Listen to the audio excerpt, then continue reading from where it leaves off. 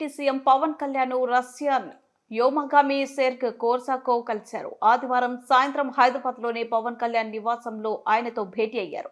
ఈ సందర్భంగా సెర్గ్ కోర్సాకోవ్ను పవన్ కళ్యాణ్ సత్కరించారు. అతనికి చంద్రయాన్-3 రాకెట్ నమూనాను బహుకరించారు. అటు సెర్గ్ కూడా పవన్ కళ్యాణ్ కు రష్యన్ మైక్రో శాటిలైట్ డిప్లయర్ను అందించారు. మరోవైపు కోర్సాకోవ్ 6 నెలల పాటు అంతరిక్షంలో గడిపారు. ఈ నేపథ్యంలో అంతరిక్షంలోని విశేషాలను పవన్ కళ్యాణ్ కు వివరించారు.